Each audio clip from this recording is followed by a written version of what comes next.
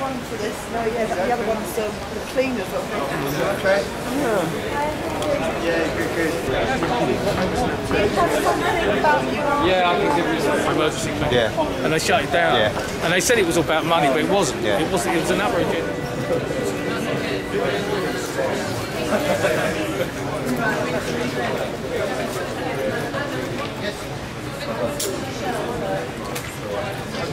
And yet it feels like a war has been declared upon us. The financial industry, who have created this economic crisis and who have huge influence over our governments, are attempting to divert attention away from their culpability by trying to blame poor, sick and disabled people instead. Amen. We all feel the huge injustice of this, but we are not alone. More and more people can see the injustice and the obscenity of demonising the sick and disabled in order to make them pay for the mistakes and the crimes of the banking industry and the decision by our public servants to bail them out. Now, where does Atos fit into all this? Atos is a private company, originally an IT company from France, which is now paid £110 million of taxpayers' money every year in order to remove benefits from sick and disabled people. Those of you who watch Channel 4's dispatches will know that undercover filming within offices of Atos has revealed what we all suspected, that the staff of Atos work to fulfill preset targets in order to remove benefits from 7 out of 8 claimants, regardless of the person's need or condition. When government tells us that welfare reform is about reforming fraud from the system, we now know that this is a lie. It is about targets and saving money regardless of the impact upon people's lives.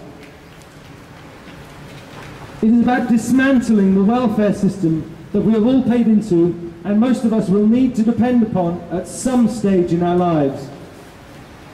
The undercover filming also revealed that some Atos staff think they will not be held accountable for the mistakes and inaccuracies when removing benefits from those in genuine need, and therefore they can absolve themselves of all blame.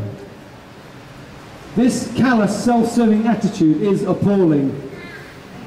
No job is worth destroying your peace of mind, integrity, compassion and humanity for. Whilst Atos did not devise the government policies, it does not absolve them of responsibility. They are still the foot soldiers that are implementing this cruel and unfair regime. Now, we will begin the memorial ceremony. Thank you. And disabled people are being targeted and forced to pay for a crisis they did not create. Some are paying with their lives. So today we will remember them, our beloved dead, these who have fallen in the war against us. It is of great sadness to us that Atos are making so many mistakes and causing so much distress. During a 9-month period, at least 1,100 people have died shortly after being assessed by Atos and found fit for work. That is the equivalent of 32 people a week. The last weeks of their lives must have been so traumatic, having to cope with being so ill and yet also having to face the distressing prospect of losing their income and being forced into seeking work in the collapsing job market. We also remember the people who have died during or shortly after going through the lengthy and stressful appeal process. So many have fallen during this campaign against us. Today we remember them all.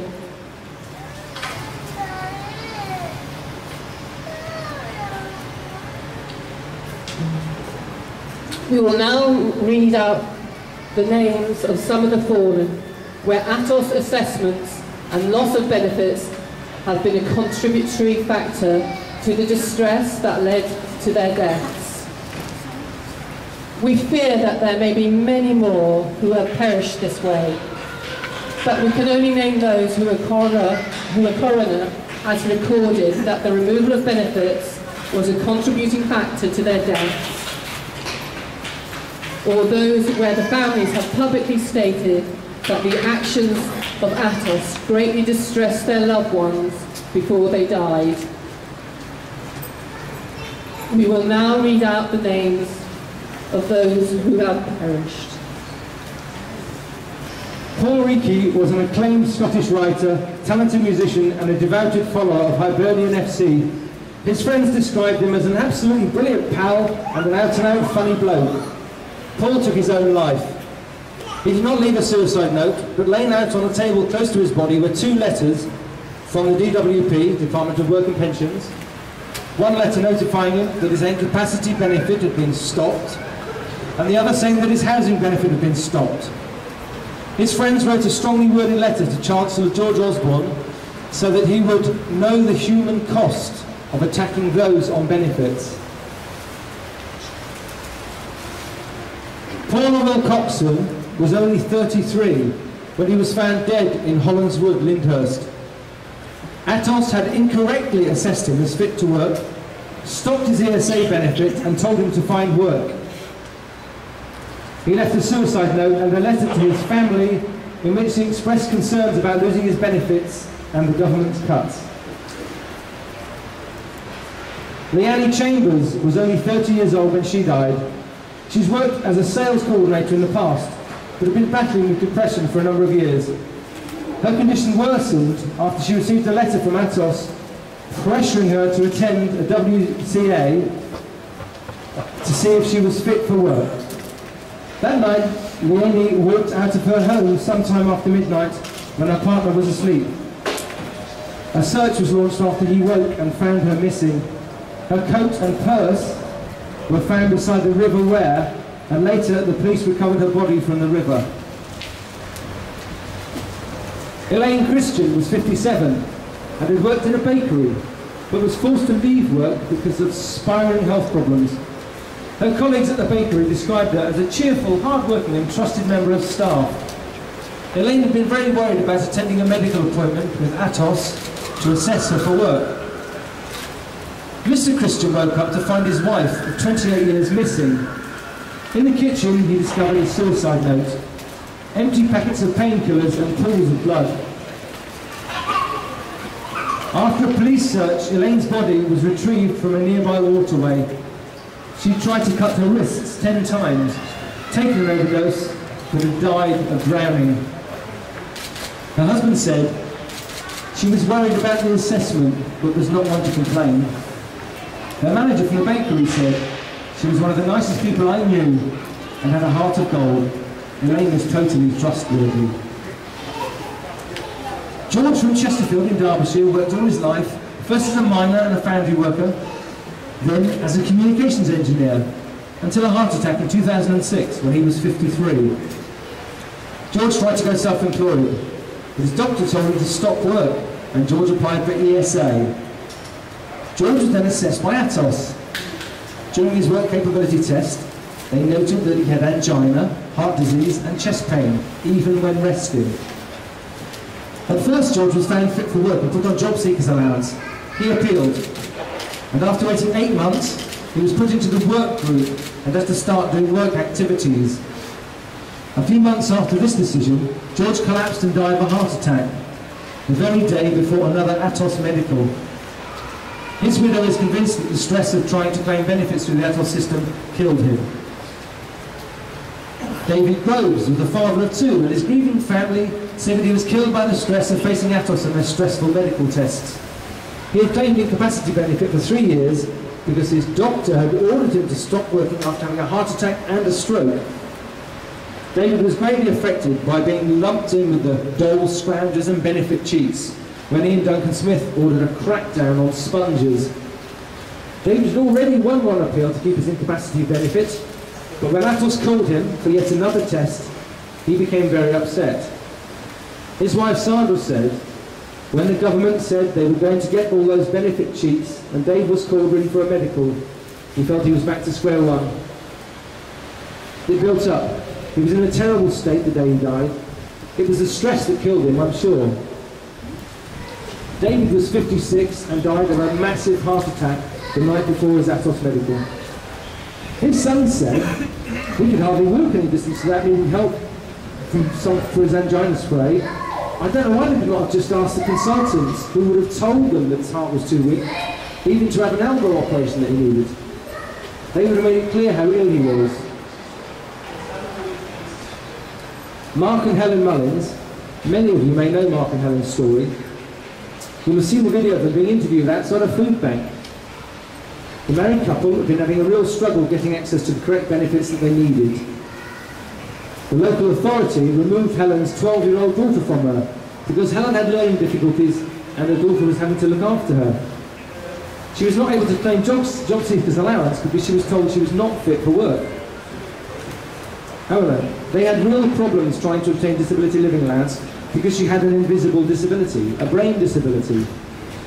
At the time of the interview, they were surviving hand to mouth and walked 10 miles to go to a food bank each week to get enough food for them to survive on.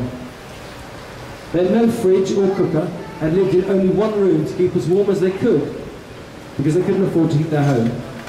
They survived on stew that they cooked on a one-ring gas burner. In the end, the appeals and reassessments for benefits wore them down. The struggle to survive and carrying on fighting became too much for them both. They made a suicide pact and were found lying side by side with their home. The man, nervous and clearly not accustomed to addressing rallies, took the microphone to explain how his uncle, who had severe mental health problems, had been assessed by Atos and had been found fit for work and given 0 points. His uncle was dismayed to find his benefit claim rejected. He then appealed against the decision and won at tribunal. But shortly after that decision, he was called in again for another assessment. For a second time, Atos found him fit for work, gave him 0 points, and told him he did not qualify for benefit. He then began appealing against the decision again. Sadly, a few days before another tribunal date was set, he hanged himself. Tuvalu widow. This lady's husband had been diagnosed with a heart condition and depression by his GP. He started claiming ESA. He was then assessed by Atos, who scored him 0 points. His case review was unsuccessful. He could have gone to appeal, but his condition prevented him from progressing this. He felt that he was being hounded to go back to work before he was ready. Allegedly, the DWP took the unusual step of writing to his GP to stop them from issuing sick certificates. Sadly, her husband found the stress of being denied benefits and the continual pressure of being forced to find work when he was ill too much. He committed suicide. His widow is considering suing Atos and the DWP for corporate manslaughter. She believed that they ignored his mental health issues completely. Little sister. Now this lady, a bright independent professional, became very ill due to psychosis and bipolar disorder, a life-threatening mental health condition. Little sister lost her job because of her health problems and then had to make a claim for ESA. Dealing with benefit claims, assessments and appeals when suffering from a mental health problem causes great anxiety, stress and anguish. Atos found little sister fit for work. However, she appealed against the decision. Now, whilst waiting for appeal to come through, little sister became increasingly paranoid and reclusive. She confined herself to a home and survived on Weetabix and water. She was unable to afford to heat her home and the water pipe was broken.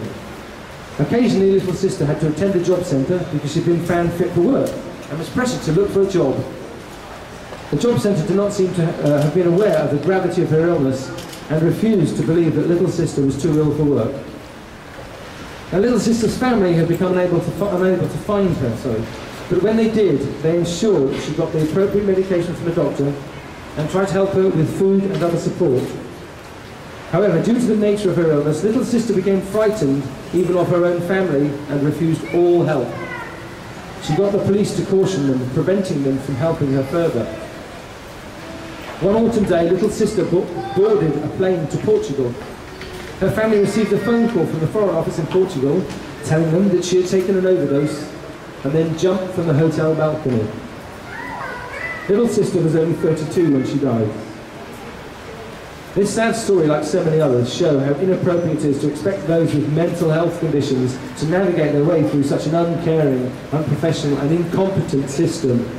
Assessment by computer program and pressure from job centres is the last thing people with mental health conditions need.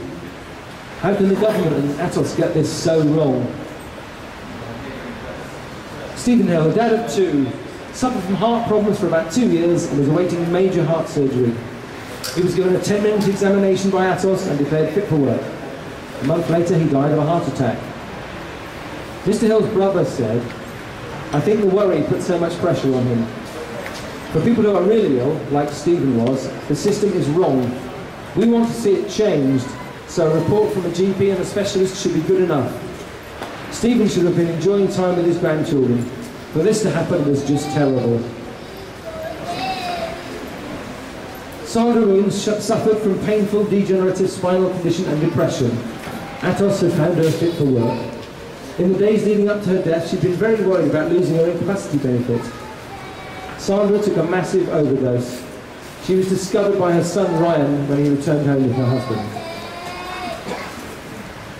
Craig Monk had an accident 4 years ago which left him needing a leg amputation. His family described Craig as vulnerable because he'd previously taken overdoses of antidepressants and painkillers. Atos found Craig fit for work. Craig's neighbour said he'd been worried because his benefits had been cut. Craig hung himself in his home and was discovered by his neighbour. Martin Russ was suffering from a treatment-resistant form of schizophrenia. His mother described him as a very placid, very caring person, and added that he'd attempted suicide before because he feared being a burden. An Atos assessment meant that he had to return to work, and the prospect of having to take a job before he felt ready piled pressure upon him, and he became extremely worried about it. Martin, who was only 36, committed suicide, leaving a note saying, "To those I love, I'm sorry. Goodbye." Paul Turner, a dad of 1, was medically retired from his job as a stores manager after he suffered a heart attack. He later had to undergo a double bypass because of the condition. He continued to suffer from angina.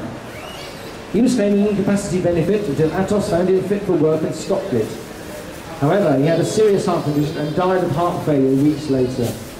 His family said, "We believe the claim he was fit to work brought on his death." He was very upset and worried that he would fail any medical given him by a potential employer.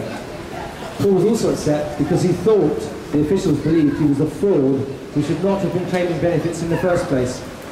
His family also say that during his assessment they did not undergo any physical test that could have picked up a problem with his heart. Mark Scott had suffered from oxygen deprivation when he was born, and this had left him prone to epileptic fits and panic attacks.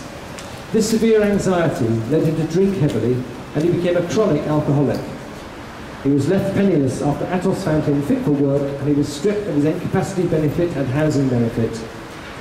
His dad, Cliff, said that Mark sank into a deep depression after he lost his benefits. A month after work, Mark, who was 46, developed pneumonia and died. Cliff said, "I think the anxiety Mark suffered over this depression killed him, over this decision killed him. They should never have stopped his benefits. They pulled the rug from under him, and I think the stress of it led to his death. I want to fight for justice, not just for Mark, but for all the other people in the same situation." Cliff took the DWP to an independent tribunal who found that the decision to remove Mark's benefits was incorrect. Cliff said, "I know Mark would still be alive today if he had kept his benefits, as it proved he should have. The government, the DWP, failed my son. The system is not fit for purpose." Now, many of you may have known Karen Sherlock. She was a very active lady online. Her Twitter profile was, "Chronic spoony, lots wrong, ESA stopped by this inhumane government, preparing for dialysis, each day is tough." After Karen died, Sue Marsh wrote the following about her in her blog. "Karen embodied our fight in almost every way. She was desperately ill. Her kidneys were failing, putting a huge strain on her body. Ultimately, it seems she died of a cardiac arrest. She'd been found capable of work by the DWP, placed in the work-related activity group. Her employment and support allowance was time limited to 1 year after the welfare reform bill went through. Not only that, but it was limited retrospectively, meaning that she only had a few months left to appeal for long-term support in the support group before she lost everything. She was terrified, beside herself with fear. She lived her last months desperately scared that her family would not survive the onslaught it faced. She was the most vulnerable, whatever that is. The system failed her, and she spent her last precious moments in this world fighting for herself, for her family, and for others. She was one of us. She was Spartacus. And now she's dead, and she died in fear because the system failed her, because cruel men refused to listen and powerful men refused to act. She spent her last months fighting for the security of £96 a week and the reassurance that it couldn't be taken away. When she won her battle, she was finally put into the support group. After months of unbearable stress, resilient commitment and endurance beyond comprehension, she won her battle.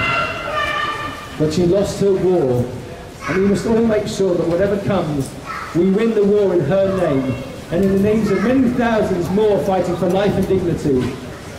R.I.P. Karen, we won't forget you.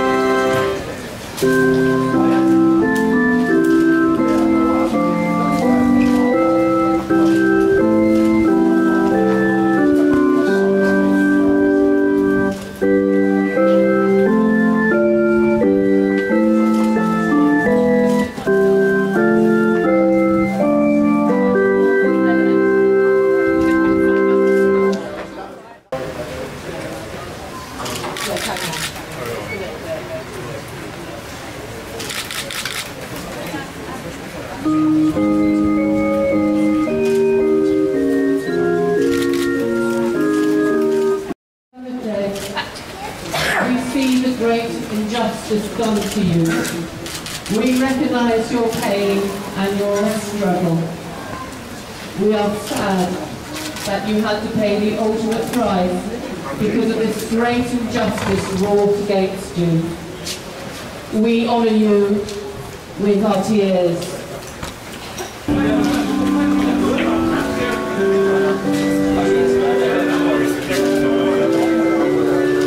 As we think on those deaths, we have to acknowledge that this scroungo rhetoric has been viciously overdone. The government must stop trying to demonise sick and disabled people. It is cruel, unjust, inhumane. It is a witch hunt and it has to stop. Most people come to the benefit system because their lives have hit an iceberg. Their ability to function and earn money is in tatters, and they are driven to desperation. At their lowest ebb, in their moment of greatest need, the system, Atos and the Department of Work and Pensions kicks them in the teeth. We need everyone to realise that the welfare system is being dismantled. Private companies like Atos are draining public money away from the welfare support systems and into private pockets. The work capability assessment is not fit for purpose, and unless something is urgently done to substantially change this, then more deserving and genuine people will continue to suffer and to die. When, oh when will there be more politicians, community leaders and spiritual leaders to make a stand and speak out in defence and support of sick and disabled people, to insist that the persecution, suffering and carnage stops. But we must not give up. I look around me now and I just see the faces of friends. Friends that I know have felt pain and fear that comes when a government tries to demonise you. I have felt it too. We know the fear and despair that this war against us is generating.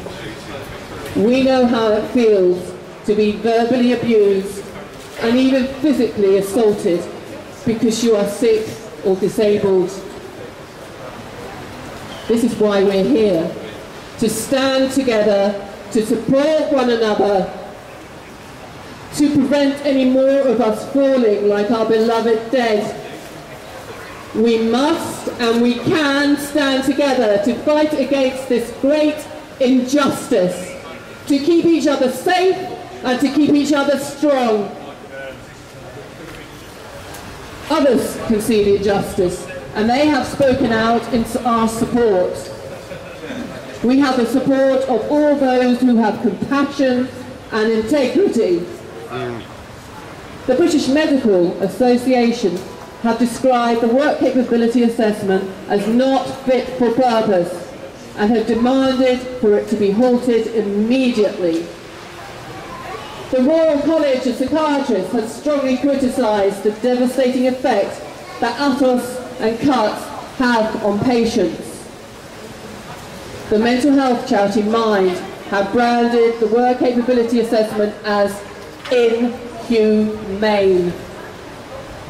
Other professional bodies and charities have joined in the criticism, including the Nursing and Midwifery Council, the Royal College of Nursing, Healthcare Professions Council. Even the Citizens Advice have spoken out. Their chief executive said, "We wouldn't allow a private contractor to let us down on the Olympics, so we can't allow one to let down disabled people." Mistakes by Atos have a human cost and a cost to the taxpayer. Getting medical assessments right first time is absolutely essential in ensuring that seriously ill and disabled people get the support they are entitled to and cutting the number of unnecessary appeals. Private companies on government contracts must be accountable to the public.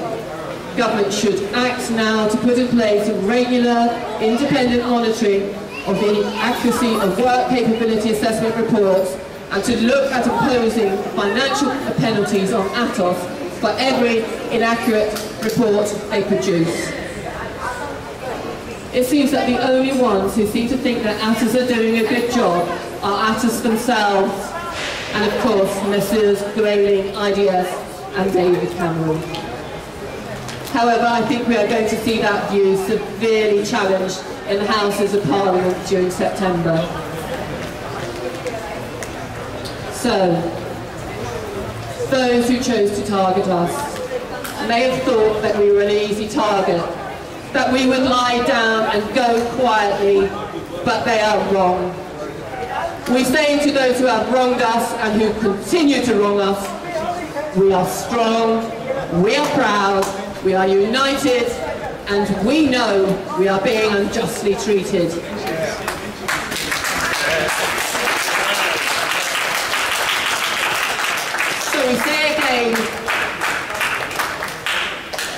So we say again, we will not lie down, we will not go quietly, we will never stop shouting about this injustice.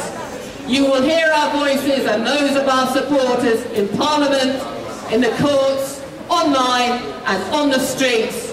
You will hear our voices, you will see our actions, you will feel our anger. You will be called to account. We will never stop. We will not go quietly.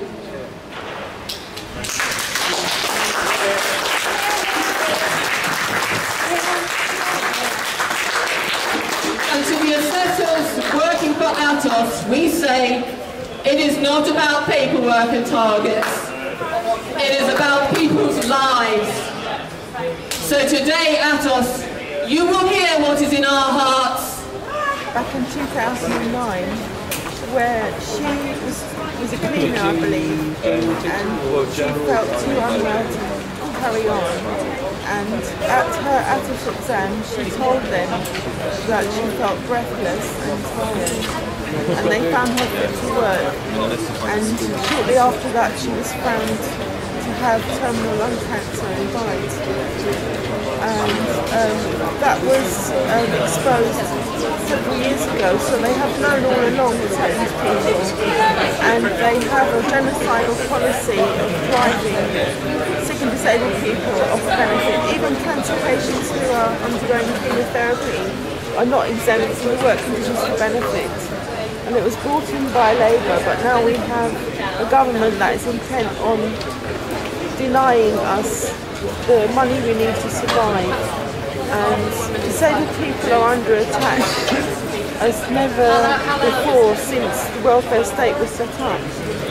And the Paralympics are being promoted like everyone's a young, fit, disabled person. And that's not the reality. The reality is most people have disabilities after many years of wage work. Our health is destroyed by the kind of work we do, the hours and the conditions and the pollution. And then when we need some help after we've been paying in for many years, then we don't get anything. So we're also here to highlight how, in particular, women are doing a lot of unwaged caring work which is not that valued. As disabled women, we're particularly looking after children, yet when we go to the Atos test, if we're looking after our children, they say we're fit for work. So, how are families supposed to survive? So we're here because we're very angry and we're determined that Atos is not going to continue, and we want to hold the government to account. Living in constant fear is no way to live. You're making people's lives intolerable. Withdrawing a person's only means of survival is letting them die. You're killing people to meet targets while earning billions. And I'm speaking out against you because my conscience cannot stand to be silent as I witness the suffering you cause. And I'm speaking out because one day it could be me that you kill. Atos. You assessed my sister and she was declared fit for work. Sadly, like many sick and disabled people, she's not even well enough to undertake the work-related activities, now forced upon her, and forced upon so many as a result of your inaccurate assessments. She was too ill to fight against the decision. Fortunately, her family fought for her, and after considerable distress, she eventually won her appeal at High Court. Of course, not everyone has a family that can support them in this way. Do you actually genuinely believe that your actions are having a positive effect on the lives of sick and disabled people? Or are you just following orders, knowing full well the pain and suffering and utter devastation you are inflicting upon people, real people? Why do you continue with this cruelty? Have you convinced yourself that these people just don't matter? In years to come, when the full extent of this suffering is known, how will you feel about the part you played? For whoever is giving the orders, your role is a significant one and will be remembered as such. Please stop. Yours faithfully, S. Ryan Devon. We're not making mistakes and we have to all stick together. We refuse to be divided into the deserving and non-deserving. It's not true that fraud is a serious problem. They're the biggest frauds. They have £3 billion worth of government contracts, public money. Suicidal, I've been placed in a support group. It would appear there's no consistent policy about people reporting as suicidal when they attend Atos healthcare assessments. Clearly, the guidance is that people reported as suicidal should be placed in a support group, but a lot are not being placed in a support group and are being put at risk. So this is an example of the hypocrisy that's going on with organisations like Atos. And for them to be made a sponsor of the Paralympics is the biggest hypocrisy of all. You know, utter hypocrisy. Margaret Hodge MP says the work capability assessment process hits the most vulnerable claimants hardest. The one-size-fits-all approach fails to account adequately for mental health conditions or those which are rare or fluctuating. While the department has started to improve, the process is still too inflexible and too often is so stressful for applicants that their health simply gets worse. By January 27, 2013, it has been estimated that there have been more than 10,000 deaths as a result of the disability assessment process administered by Atos. According to the government's own figures, there is 1,300 persons dying after being put into the work-related activity group, 2,200 people dying before the assessment is completed, and 7,100 people dying after being put into the support group.